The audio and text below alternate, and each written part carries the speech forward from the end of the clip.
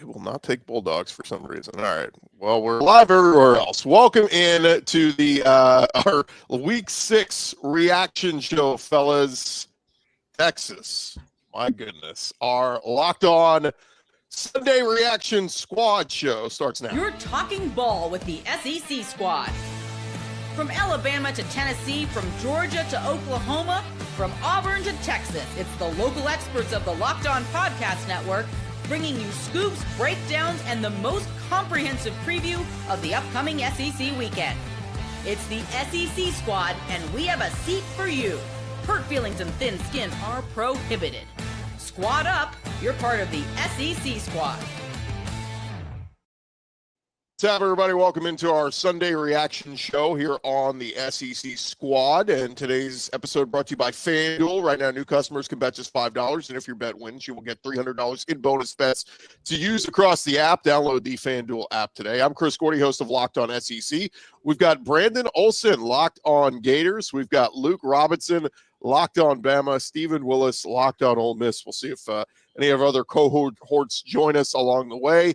You guys can get involved with the show. Leave us a comment on whichever YouTube stream you are watching, and we'll pop your comments up as we go along. But, fellas, it was a small slate, only 5 games in the SEC, and if we even want to count Oklahoma, Kent State as one of those. But some other games that were very entertaining, very interesting, and we got to start down in Gainesville. Look at the smirk on Brandon's face. He just can't help it as Florida has a massive upset, beating Arch Manning and the Texas Longhorns 29-21 in the Swamp. Brandon, I'll let you just go. Oh, you could let me. Yeah, I mean, we just put belt to ass. That's it. Belt to ass the entire game. That's how it was 29-21. Didn't feel that close if you were watching the game. And I don't mean that to just talk trash. I didn't mean genuinely. It didn't feel like it was an 8-point game by the end of it. Sure, you had that late touchdown to close it, but for one of the very few times in Billy Napier's tenure as the Florida Gators head coach, it genuinely felt like he had the Gators in control for the overwhelming majority of the game. And we couldn't even say that when they played USF in week 2. That's how bad this has been. But Texas was on fraud alert to begin with. We spoke about it in our group chats. We spoke about it on our shows about, hey, well, maybe Texas isn't actually that good. They beat a whole bunch of nobodies and their stats look great, but this game was always, and I'm not all of a sudden, no, Florida's right back on the high and mighty side. This was 2 offenses that struggled to do anything against good competition with 2 defenses that have been playing lights out. Florida just played better. Probably because Texas doesn't belong in the SEC, despite how great they think they are. But yeah, I mean, hey, you got your ass handed to you by Billy Napier and the Florida Gators. DJ Lagway looked at least somewhat like DJ Lagway again. Defense still doing it. I mean, Ron Roberts I think they're putting him under investigation for child abuse for what he did to Arch Manning. But man, just it feels good to be back in the win column. Luke, Steven, what'd you make of that one yesterday? Well, I was at the Bama game, and I just started following it on my phone because Alabama finally improved their Wi-Fi, and it was just a fun watch. It was if you didn't have the Texas Longhorn symbol on there, you would have thought they were playing ULM for a little bit. I mean, Texas just isn't that great. And look, I get it. They've got all this money invested in these players.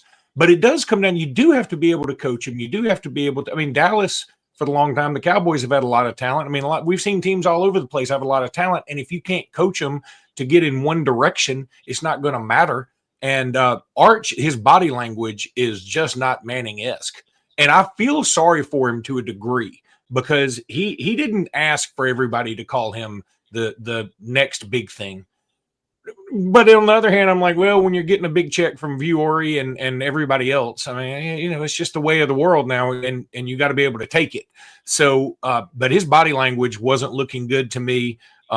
Texas was trying all these various tricks, and this defense that we've heard so much about that they've paid so much for, Florida just with an offense, by the way, that hasn't been very good. No offense to Brandon. He will admit it. They have not been very good offensively. And Florida seemed to do whatever they want to.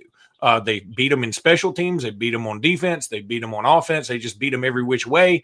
And this is what we've been saying about the SEC. Texas, well, the SEC isn't so tough. We just made it to the SEC title game and only lost to Georgia twice. That's true.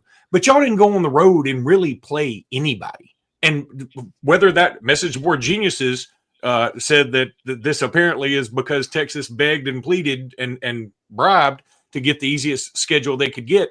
And maybe so. I'm going to tell you what, if you think it's loud in Gainesville, just wait till you go over to Starkville, and all they have to do all week is practice ringing those cowbells. It's going to be loud. It's going to be non-fun. So good luck the rest of the way. But yeah, Texas, that just stunk.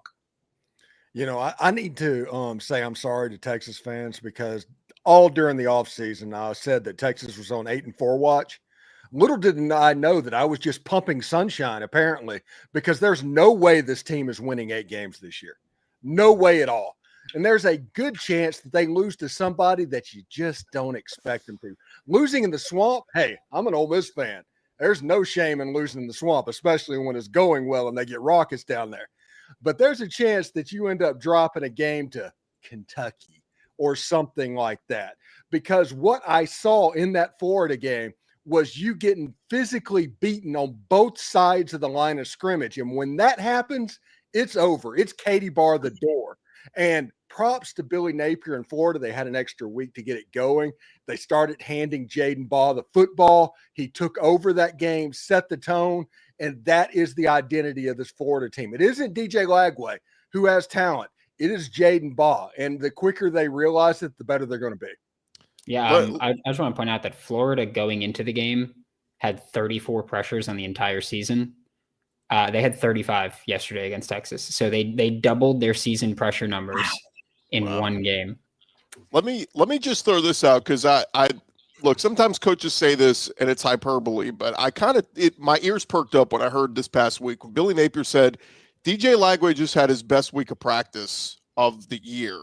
And he said because look, he was unhealthy throughout the whole spring.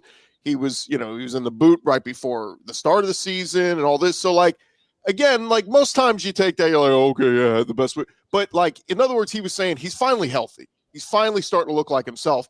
But I think even bigger guys, and we haven't even mentioned the name yet, Dallas Wilson. Welcome to Gainesville, the 5-star wide receiver that was the star of the spring game, which again, people told me, oh, it's just a spring game. Okay. But he broke records in their spring game for catches, receiving yards, and all that. And 6 catches for 111 yards and 2 touchdowns in his college debut.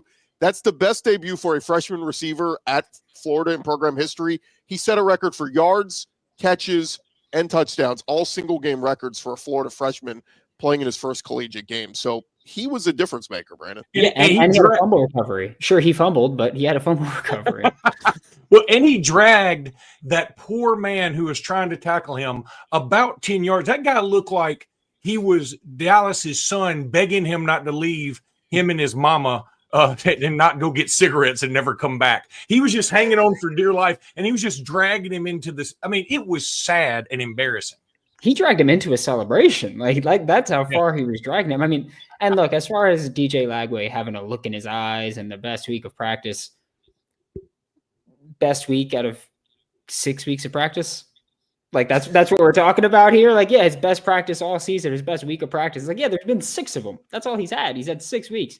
DJ Lagway did look more comfortable. The offensive line, one of the biggest issues of this team so far. I mean, and it hasn't even been poor play. It's just been communication. They've just been leaving guys unblocked. They eliminated that. Only 6 pressures on DJ Lagway all game. I mean, and also, I'm gonna take over for a second just to talk about that timeout late in the game with 1 minute and 6 seconds left that everybody made such a big deal of. Florida had all 3 timeouts. They were up 8. It was a 3rd and 4, if I'm not mistaken. Austin Barber's helmet comes, or after the second down, Austin Barber's helmet comes off. That means that he either has to come off the field or they have to play, or they have to burn a timeout. Texas was going to decline that 10-second runoff. So the timeout had nothing to do with the 10 seconds coming off the clock. The clock was stopped because the helmet came off. And when you're in under 2 minutes, the clock starts again when the ball is snapped. So it's not like they could have said, all right, well, we're not going to call a timeout. We're just going to go out there, let the clock run.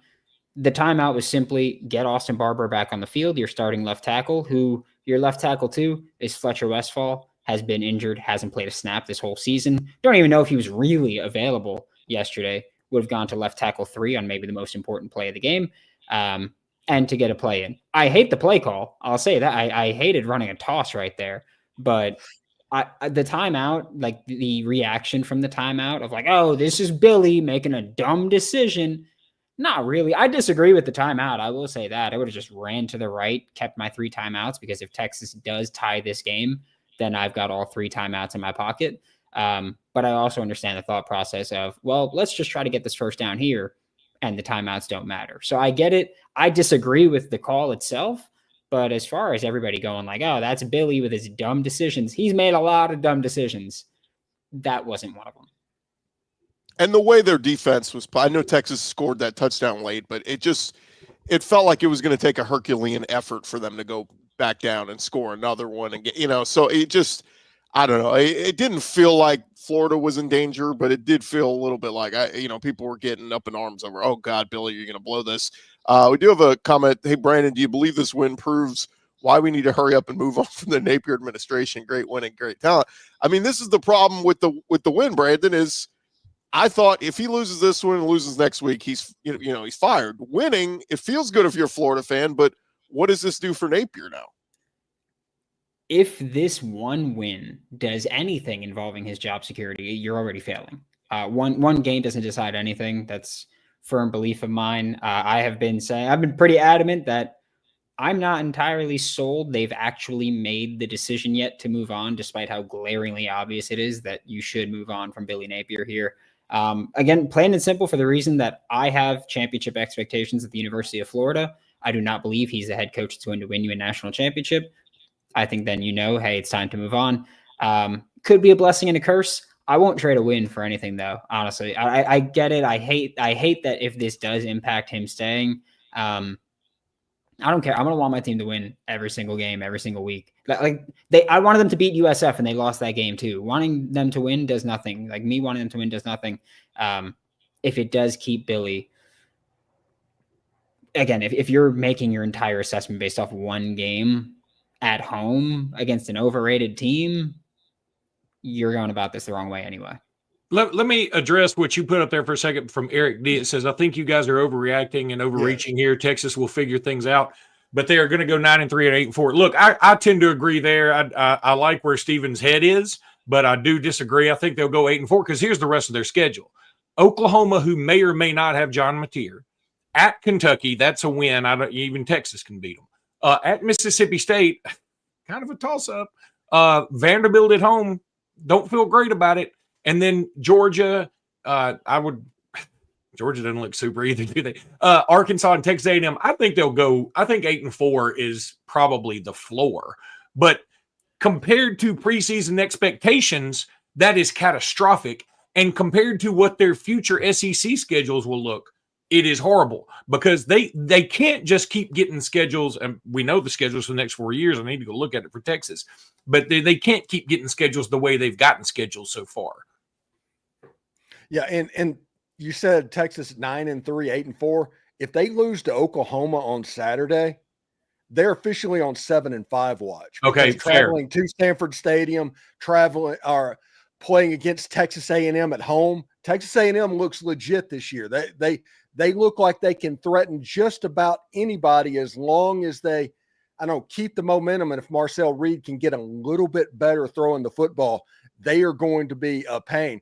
If they lose to Oklahoma on Saturday, it's 7-5 watch at this point. What do you guys think? I mean, it is funny that Matthew Caldwell has to come in for that one play when Arch's helmet comes off and throws a dart, and it's like a 20-something yard gain. And look, I mean, let the conspiracy theorists go, but there will be people saying bench Arch and let Caldwell show what he can do as a guy who played a lot of football at Troy. But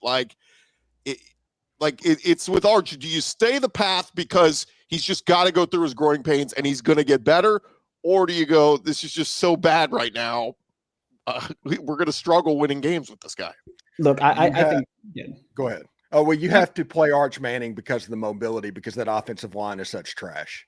You can't put somebody back there that can't run because they're going to get up and just get destroyed.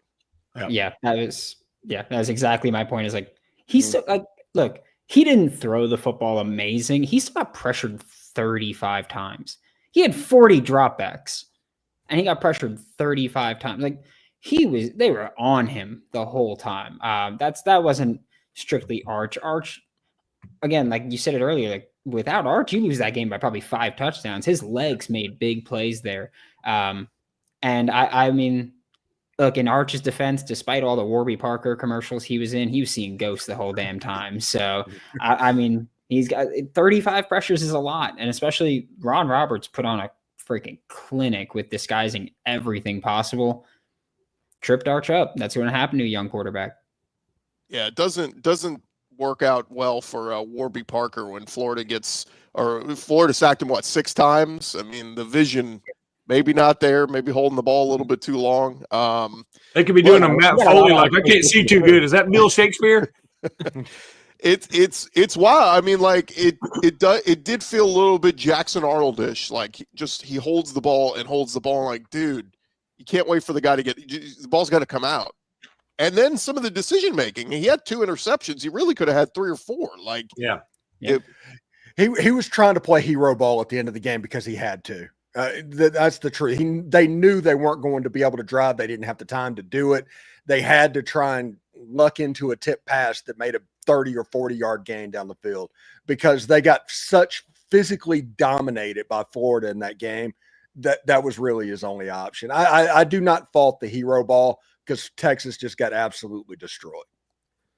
Well, next week, Brandon, Florida plays at Texas A&M, the Gators' 4th top 10 opponent in their first 6 games of the season. So it doesn't get any easier for Napier and the Gators. No, which, I mean, look, because people keep talking about, did this help him stay? Like, if you have a turnaround record-wise, what you had last year with this schedule, which I think a lot of people thought would be easier. I remember last year during the Texas game, I think it was Jesse Palmer was commentating, and he was just like, hey, you keep Billy because next year your schedule is going to be easier. So you keep him in 2025. And then now everyone you play, there's not a single point in this season where you have a back-to-back stretch of not facing top 15 teams. You've got a top 15 team throughout. It's an absolute gauntlet. If you can somehow turn this around, they'll keep him. I know people keep saying 8 wins is the number. I refuse to believe that. Scott Strothan is a spineless loser. I think he's going to see 6 wins if you get to 6 and keep him. Again, I disagree with it simply because my measure is national championship. Scott has different feelings, different thoughts. I can't get into the mind of a loser, so I can't relate to that. But that's where he's at. I think it's, hey, if you get 6, you're going to stay. As much as I hate it, not up to me. But if you can do it, you got respect. I mean, if you can do that against this schedule again, it's going to happen. Before we move on to Oklahoma or to Alabama and Vanderbilt, which Luke is chomping at the bit to, I do want to mention, I mean, Texas versus Oklahoma this coming week. My gosh, Oklahoma's defense is one of the best in the country right now. I get it. They played Kent State, but they shut them out for their first shutout in over 2 years. Sooners right now, they're 21 sacks in the country, are first in the SEC, second in the country. They're number 2 in the country in points allowed per game at 7 points per game behind just Ohio State. And they're number 1 in the country in yards allowed per game at 193. Do we think that Arch is going to, that they're going to go out there and put up 500 yards of offense on OU's defense? Like this thing could get even uglier for Texas before it gets better. And their defense is overrated. Texas, I'll say that. Florida couldn't do a damn thing against anybody all year. Came out, marched downfield, running the football consistently, throwing the football ball. DJ Lagway completed 75% of his passes, 300 yards. Came out there. The only pick he had was where his hand got hit. I disagreed with the play call there, but hand got hit. I mean, if Texas defense can't do anything, again, I know going into the Florida game, 60 rushing yards per game. Look at who they played. And you tell me that that's impressive that they were doing that, especially when college sacks count for rushing yards. I don't think this Texas defense is that amazing. I mean, look, again, Florida scored 29 against them. They scored 33 in their 3 FBS games combined before that. Yeah, the word of caution. The only thing I'll say, this year's been kind of weird. UCLA was a 7.5-point dog to Idle, and they beat Penn State, who they were a 24-point underdog to. And at kick, Penn State was minus 5,000 on the money line. Now, Penn State's probably not as good as we thought either. All that's true. But UCLA was stinky bodinky for it all year long. And then they show up and play. So my guess is we'll see a bit of a different Texas team. But I'm like you, I don't know that it's going to matter. I think Oklahoma's a lot better than Texas. Yeah, and you look at it, if Penn State and Texas are ranked in the polls that come out in the next couple hours, something's That's going to make wrong. me mad. Yeah, they shouldn't even be receiving votes at this point. I'll throw this out there too. I was trying to find the stat. Here it is. Can't. Oh, yeah. So preseason, number 1 Texas, number 2 Penn State, and number 4 Clemson are all a combined 8-7 after week 6. So preseason poll. Everybody gets so mad about preseason polls. Look, it plays itself out, right? Like if you suck at the top, you're going to fall out if you lose games. But anyway, when we return, guys, we are going to get into the other big one yesterday, and that was Chatty Cathy Diego Pavia having to eat a big one. We'll talk about that next. Hey, but first, the message from our friends at Peloton. They are shaping the future of fitness with the brand new Peloton Cross Training Tread Plus, powered by Peloton IQ. It is their most advanced equipment yet, designed to give you real-time guidance and endless ways to move, whether you're running, lifting, or cross-training with your favorite instructors. This is training reimagined. Peloton is built for breakthrough with tools that help you plan, stay motivated, and reach peak performance. You'll love how the Peloton IQ system offers real-time strength coaching, actually tracks your reps, suggests the right weights, corrects your form, making every rep safer and smarter. Luke, this might be what you need, man. The swivel screen is a game changer. You can go from running on the tread to strength training without missing a beat, and the personalized class recommendations keep you engaged. You get workouts tailored to your vibe and energy level each week. So let yourself run, lift, flex, and push forward. We all could use this. Explore the new Peloton cross-training tread today at onepeloton.com. That's O-N-E Peloton.com.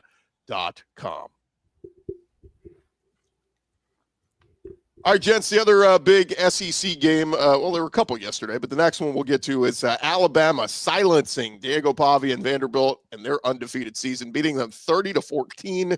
Ty Simpson, outstanding. Jam Miller with a career day. And how about the Alabama defense? So they gave up yards and points in the first half, but whatever halftime adjustments they made, Luke, it worked because they shut out Vandy in the second half. Yeah, first of all, the defense looked not so hot in the first quarter, and I tweeted about it, and then that came back to haunt me, but that's okay. They gave up 113 yards rushing in the first quarter, and then I think they gave up 13 in the second, 7 in the third, and none in the fourth. So, yes, I don't know if it was necessarily halftime adjustments, because Jimmy and I talked about that today on the podcast, that they were trying to make adjustments in game, and in fact, on that 76-yard run, we had made an adjustment that was sort of unique to us, and it backfired. I mean, because they went for 76 yards or whatever it was. So sometimes you make an adjustment, it just doesn't work out.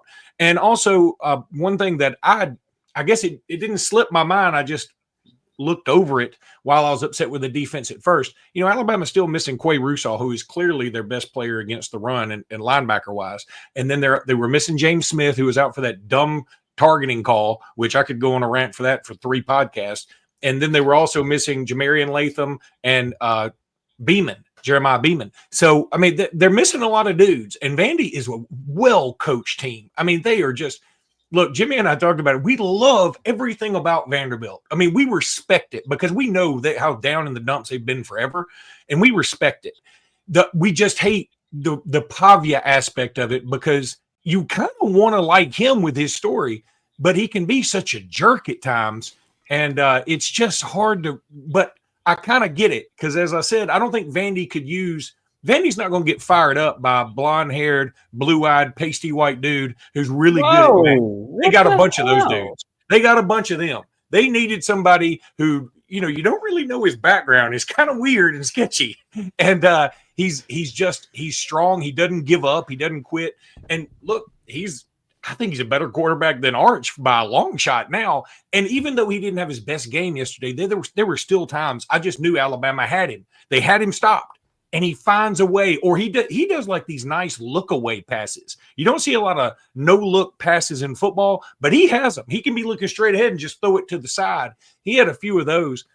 But in the end, Alabama's defense came to play. Ty Simpson threw his first pick. I don't think there's anything wrong with that. I mean, you got to get it out of your system, right?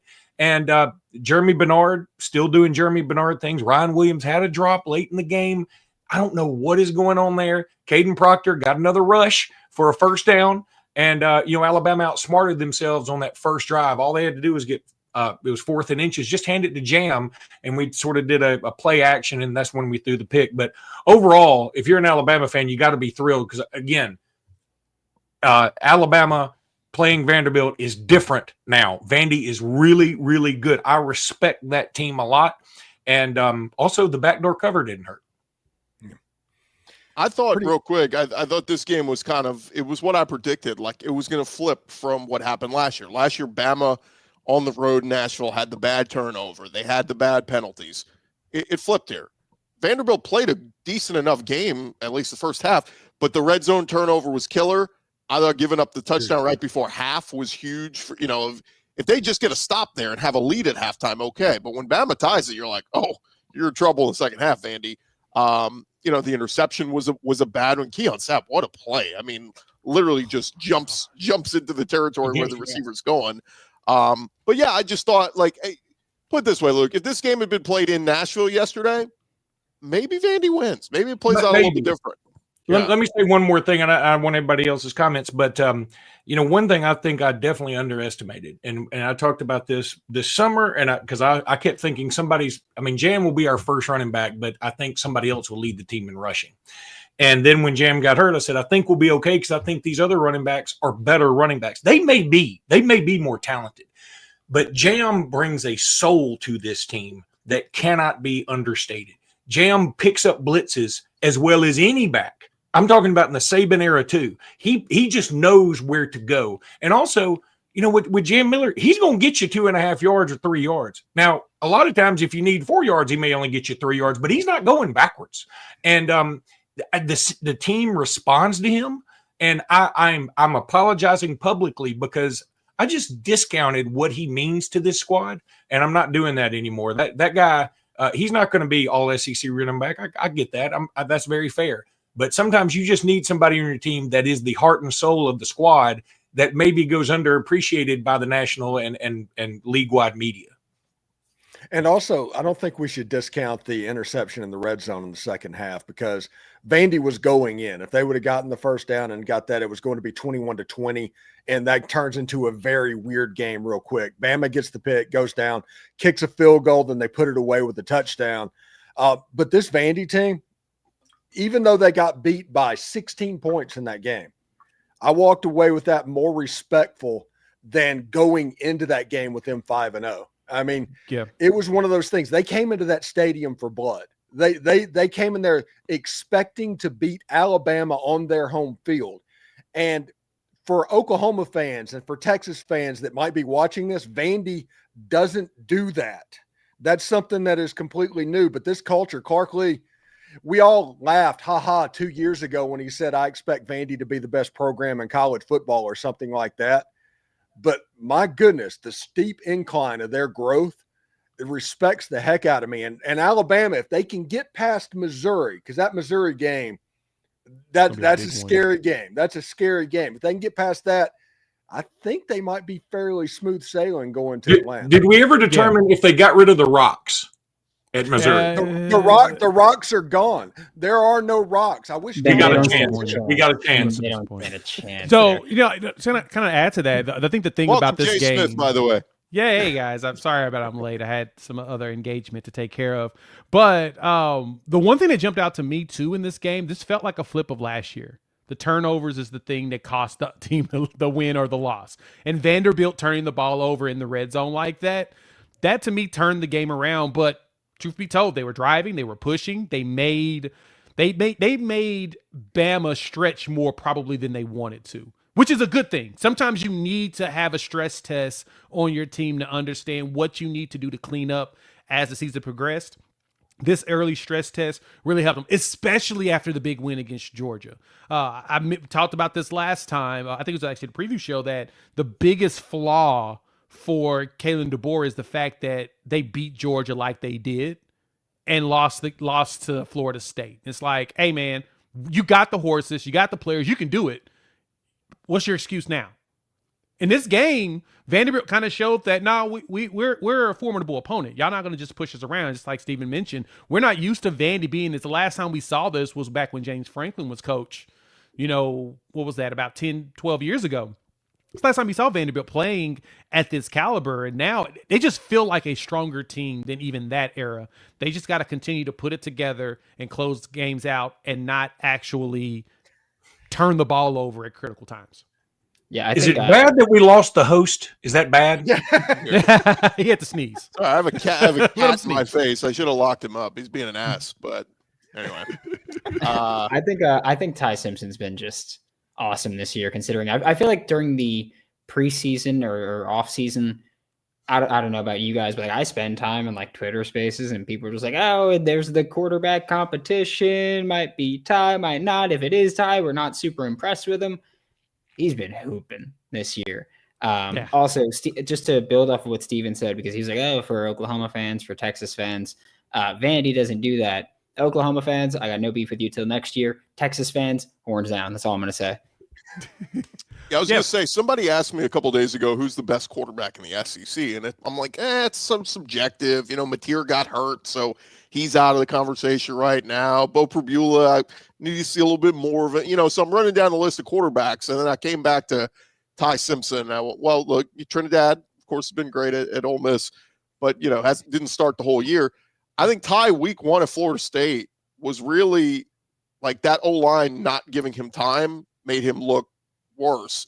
As the weeks have gone along, I mean, he's atop the SEC in terms of quarterback play, above a 75% completion rate. Third time in 4 games he's been outstanding. So I would probably say in the moment right now, Ty Simpson. Now, Bama's got a tough road ahead. These next 5 games are going to tell us all about what kind of season Bama's going to have.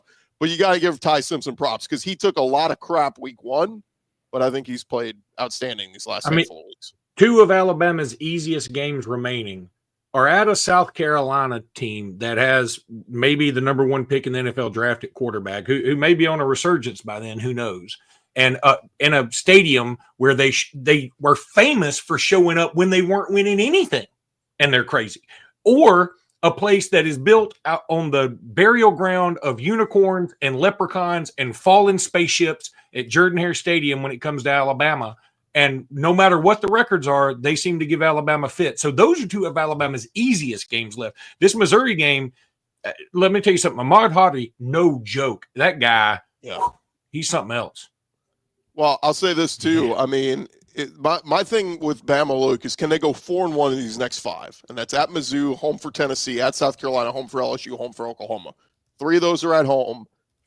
If they go 4-1 in that stretch, the question is, you'll go into the Iron Bowl basically with a chance to finish 10-2 and be a lock for the playoff. If they go 3-2, however, man, we're going to get into a real argument at the end of the year over, well, that week 1 loss to Florida State's a good loss. That's where it's going to get really sticky for them. There's no question. I want to address something Pimp named Slickback said.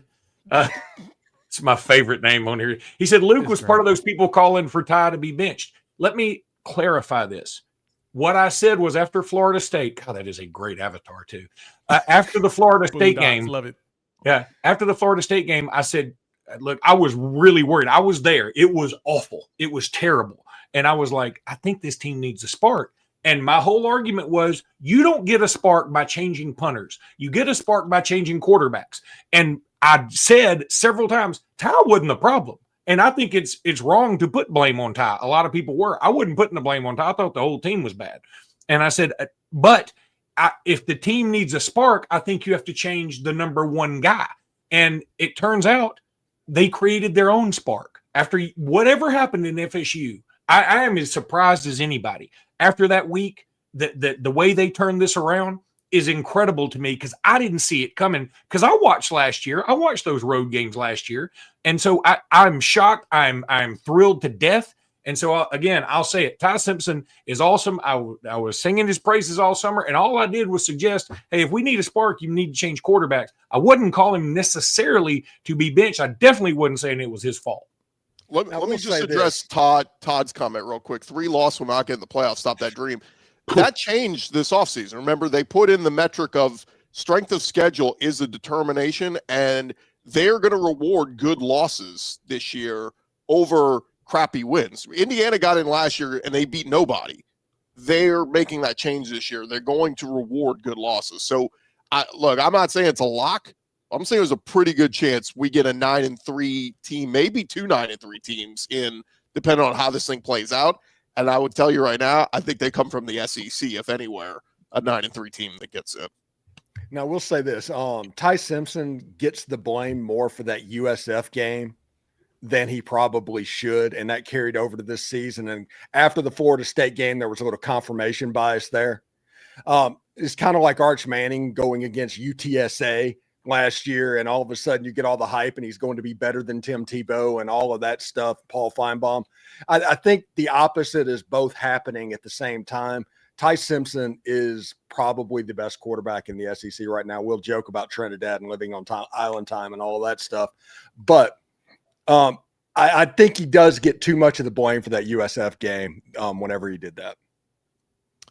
Real quick, we did have I'm trying to reward the super chats that get in here. Brandon said, who was the last team number 1 to start the season to lose 4 games in that season? I have to go back and look, but I mean, it could be.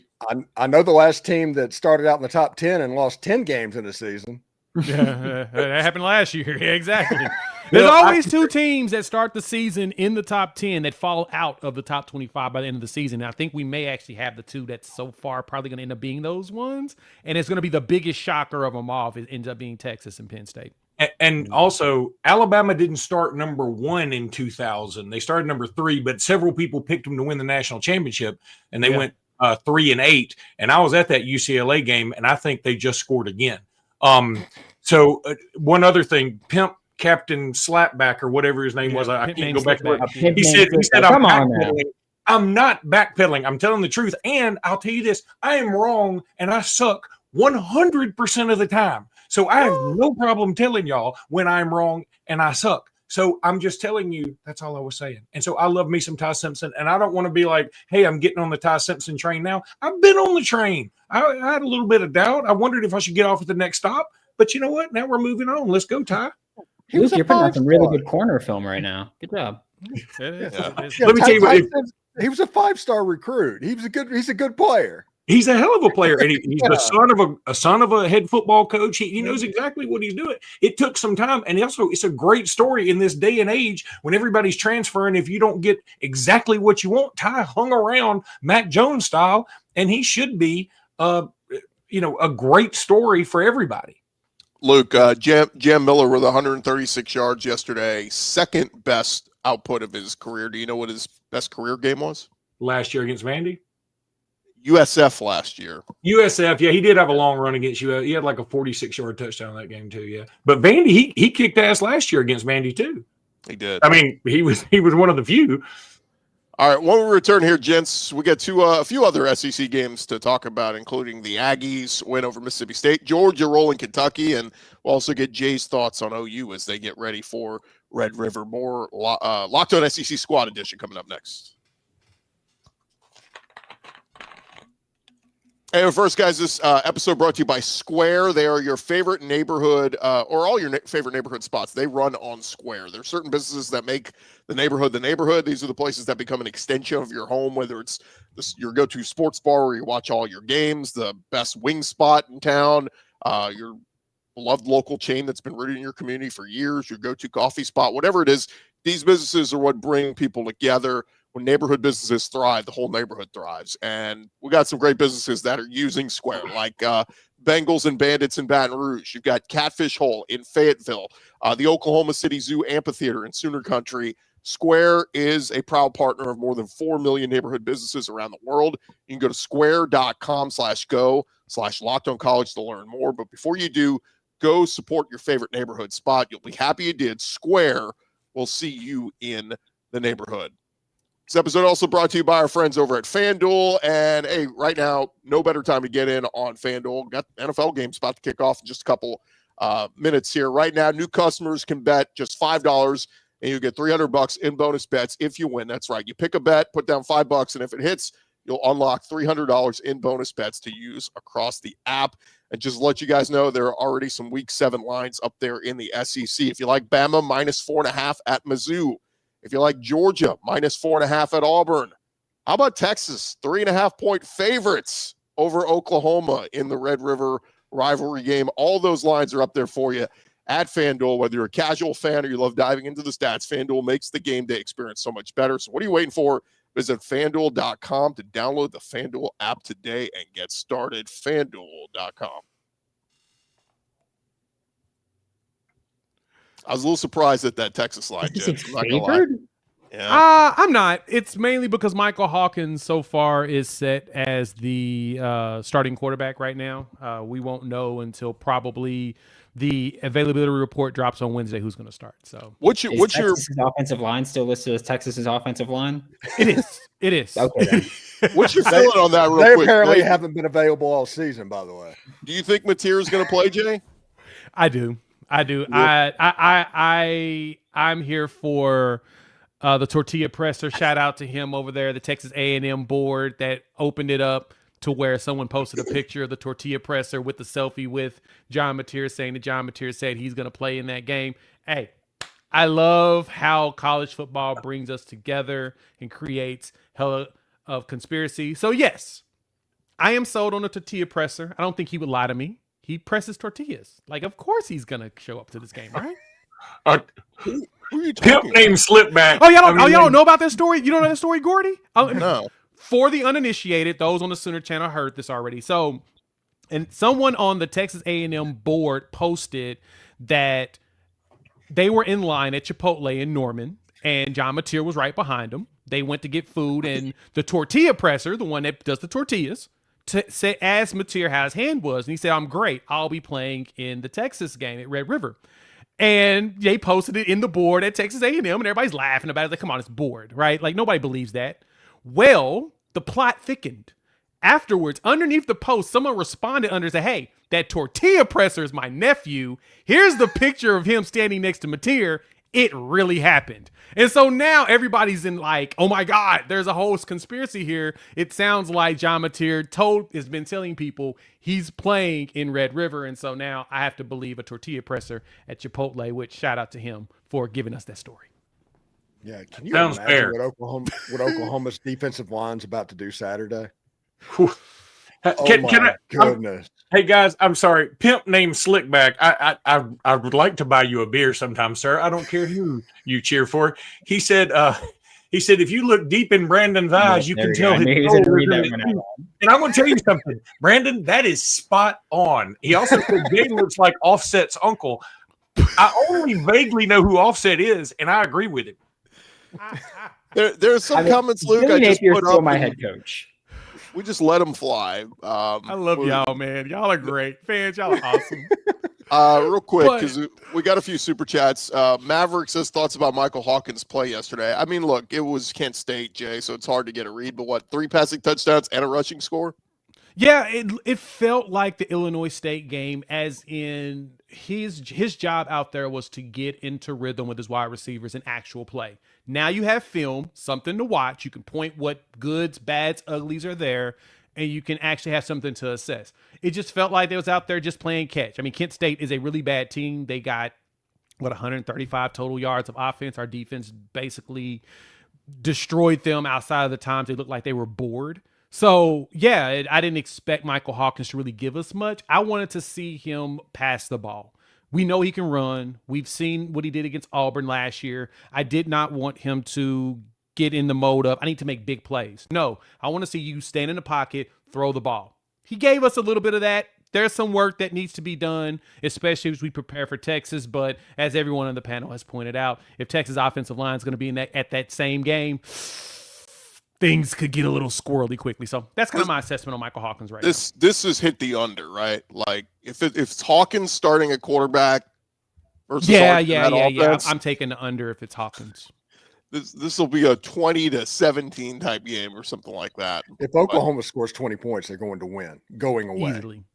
Yeah. And because God, I did not realize, because I know y'all talked about Texas and Florida earlier, but my goodness. Like, it's funny because so the biggest problem with Oklahoma right now is everyone's concerned about the run game.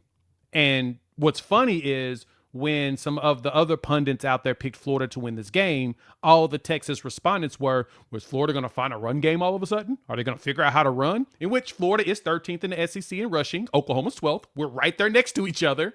But then Florida ran it down their throat. So it was like, oh, so you don't really have to have that great of run blocking to start. You're going to continue to gradually get better, and you're going to do that against Texas. And I was like, oh, so yeah, I think we should be fine. Because Florida, they literally just ran it down their throat. It was 27 carries for 107 yards. Yeah, had no problem finding a run game there. 9 carries for 40 yards for Duke Clark in his first time ever seeing significant snaps in his career. Vernell Brown III had a 14-yard carry. Yeah, Texas, not that hard to run against. Again, like I said, 60 rushing yards allowed per game going into that game. Good job. Mm-hmm. Look who they played, because it was absolutely freaking nobody. They've gotten their ass handed to them. That's it. Congratulations. You're 0-2 against Power 4 teams, but congratulations on beating else everyone. You're in the SEC, though. Yeah, guys, that's going to be fascinating.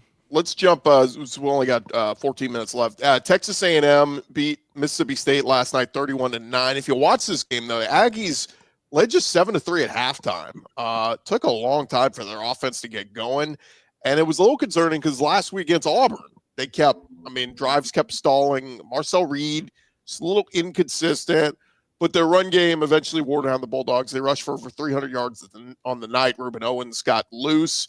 The pass catchers, Mario Craver and Casey Concepcion, continue to be awesome when they get the ball in their hands. And then A&M's defense, 4 sacks on the night with a pick. A&M's defense looked much better these last 2 weeks. They gave up, 3 weeks ago, they gave up 40 on the road at Notre Dame. And then here they are, held Auburn to 10 last week and State to 9 this week. And that was a Jeff Levy offense that was really humming this year. Mm-hmm. So, I don't know. What do y'all think of Texas A&M? They grind it. They grind it. They grind games. That's the one thing I'll give them. They grind their wins out. And that's not a bad thing when you're talking about a conference like the SEC where things get really tough and you got to be able to will your way late in games. The Florida game coming up is going to be very interesting to see who grinds this one out. They're at home. So we know Marcel Reed has been up and down in the pass game, and it feels like Florida's finding their identities and Lagway is settling in. So the question is going to be truly play call and who's going to grind it out. But that's what it feels like to me. All I see them do is just grind. And the good thing that for them has been second half is when they start to trend up. Like first half, it's like this nonstop. And then it starts to slowly go up. And that's actually kind of how you want your team to play. But if you're playing against a team that's really prolific, you may run into problems. But it's not awful. That's all I can say. It's not awful. I would not feel super confident.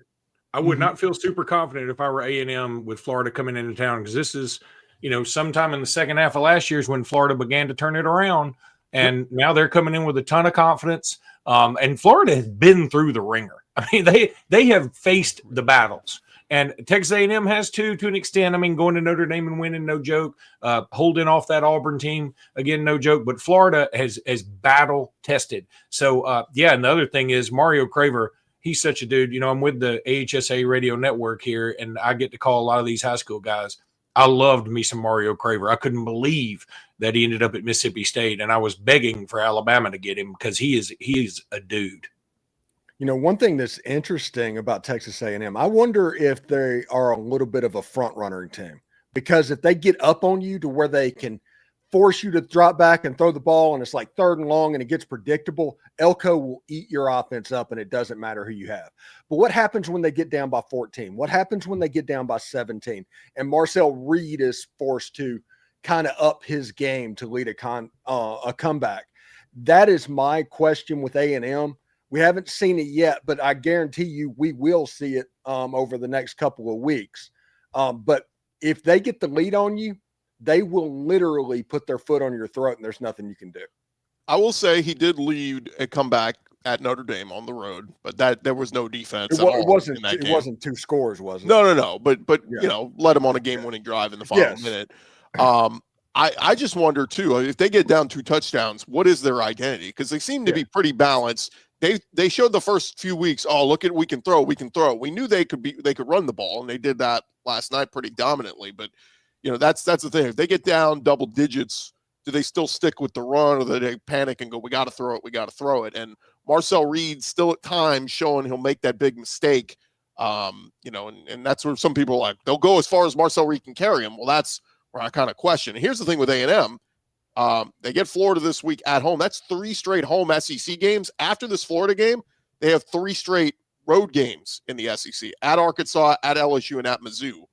And we'll see what Arkansas looks like with Bobby Petrino running the show now. So maybe they get better and, you know, more, I don't know, you know, want to play for the guy that used to be the guy.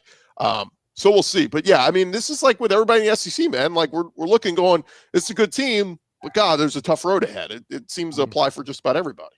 Yeah, when A&M goes on the road, it's going to be really interesting because they've been a decently penalized team so far on offense. And it's like, well, you're getting penalized at home. When you go on the road, it gets a hell of a lot harder. That was one of the things I talked about with the Texas game, is that Texas had a lot of penalties, and they were playing almost exclusively at home. They played at Ohio State, didn't have that many penalties, and then they were at home, still kept getting penalized.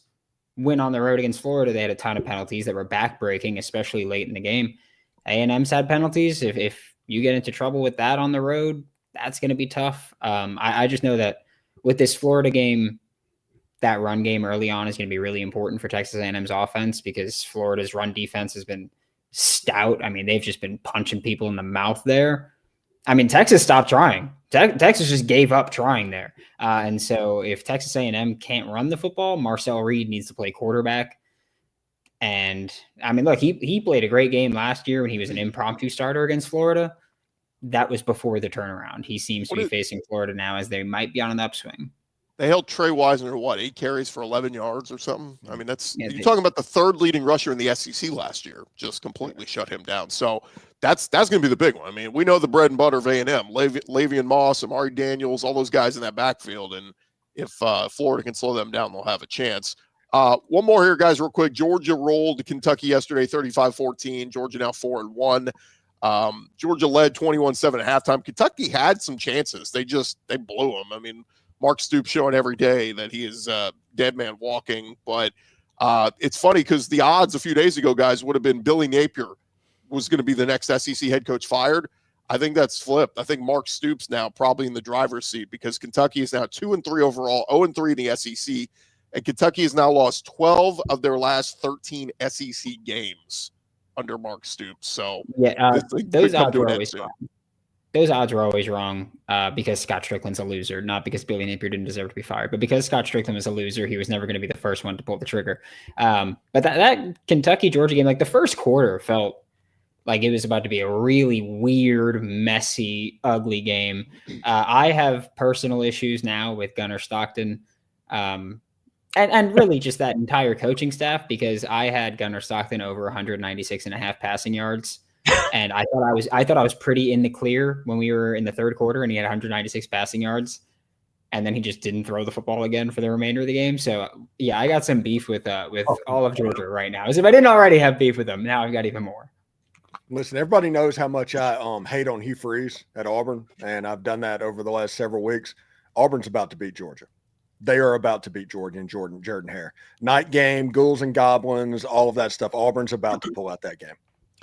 It is Cam Newton jersey retirement ceremony too. So I mean Auburn has not been home, in a while. They've played all these SEC games on the road. I think Auburn's offense is going to look better at home, and if it doesn't, Hugh Freeze will be fired. Doesn't Damon Wilson, who transferred to Missouri, have more pressures than all of Georgia's defensive line? Something this like year. That. I saw that stat. Yeah. And look, I'm with you. I think this is a very tricky game for Georgia, and really just not because of voodoo, because Georgia may not be that good. They just don't have the dudes this year. Mm-hmm. However, I always sort of temper it with this Kentucky game, I don't want to judge them too harshly on it because you talk about a bad sandwich game. I mean, it's like right after an Alabama loss and you're probably still stewing over that. Then you got to play a Kentucky team at 11 o'clock in the morning, and then you go on the road to Auburn. Your mind's probably elsewhere because Kentucky's bad enough where you can let it be elsewhere. Yeah, and the week after Auburn is their game against Ole Miss. Yeah, that is going to be difficult. Yeah. I don't know why we're getting half our comments are about Brandon's hair. I think you're jealous. That's it. It's glorious. They did ask Jay to give you some hair tips, though, Brandon. So I don't know. I don't think that'll work. I want to throw that out there. I don't think it'll work. Something tells me that isn't going to work, but I appreciate it. Just a couple more minutes here, guys. Anything you want to get off your chest? Can we please, for the love of God, get rid of it? Targeting is making me so mad. I don't understand why. Okay, if you make a bad targeting call in game and you're like, okay, he's going to have to miss first half of the next game.